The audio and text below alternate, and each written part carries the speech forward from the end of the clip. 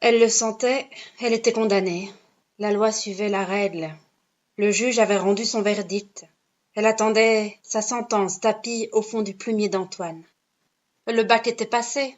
Antoine ne découvrirait son cadavre qu'à la rentrée prochaine, et encore s'il décidait de poursuivre ses études, ce qui n'était pas certain.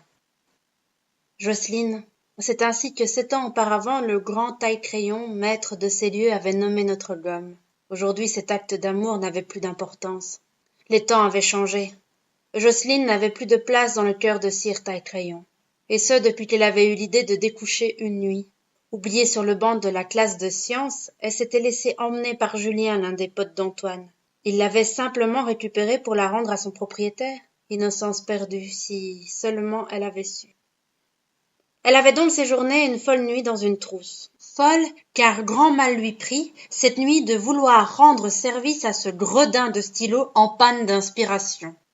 Elle pensait le changer, s'ancrer à sa cartouche et lui fournir le soutien qu'il réclamait pour qu'il puisse enfin écrire le roman de sa vie. Après tout, elle n'était pas née de la dernière liste des courses. Elle avait peut-être des choses à lui souffler. Mais muse, Jocelyne ne l'était pas.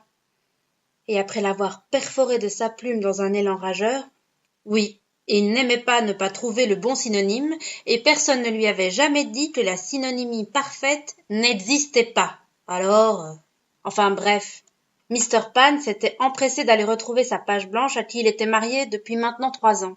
Il n'a pas dû penser aux conséquences. Du moins, elle l'espérait. Jocelyne est donc rentrée au plumier marqué de sa perforation. Elle eut beau montrer sa belle face et cacher cette vilaine cicatrice, Sire Taille-Crayon était affûté, et il remarqua bien vite sa plébéante. Illico presto, il lui intenta un procès pour inconvenance et lubricité. Procès qu'elle perdit, bien évidemment.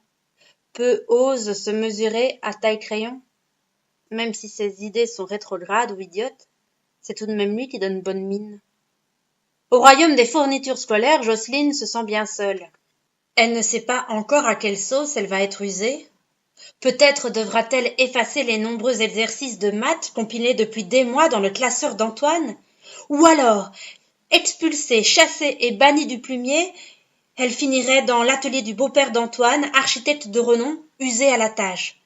Pire encore, usée à vide, obligée de se frotter sans rien effacer. L'angoisse montait. Ne pas savoir la terrorisait. La reine allait bientôt arriver pour lui annoncer sa sentence. Elle gommait de peur, mais ne se démontait pas. Elle ne regrettait rien. Sa vie, elle l'avait vécue par ses deux bouts. Et si l'empreinte d'un stylo dérangeait, eh bien tant pis. Qu'ils aillent tous se faire... Mais silence. La règle s'approche d'elle. Il est l'heure. Jocelyne va savoir. La règle prononce sa sentence. Ce sera la décapitation.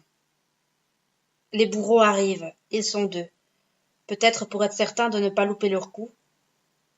Ils sont frères, 6 mois de la lame. C'est leur première exécution. Certes, ils ont déjà coupé, mais dans des circonstances beaucoup plus officielles, voire artistiques, mais jamais pénalement parlant. Ils sont rigides du haut de leurs échasses acérées. Ils pivotent vers elle, n'osant pas vraiment la regarder, avançant par changement de poids. Jocelyne frémit. Elle ne recule pas. Dignement accepte son destin et se laisse trancher au niveau de sa perforation. Comme si les bourreaux avaient voulu effacer l'erreur. Le comble. Jocelyne n'eut pas de dernier mot, pas plus que de dernière prière. La paire trancha sec, un peu en fermant les yeux, il l'avoue. Et c'était déjà fini. C'en était fini de Jocelyne. Depuis, Joss coule des jours heureux avec Lynn au fond du tiroir. Oui, Antoine est devenu géote le maître de Dubaï, et plus jamais ni Joss ni Lynn n'eurent l'envie d'inspirer qui que ce soit. Qui sait ce que Mr. Pan aurait pu écrire de cette bien drôle histoire?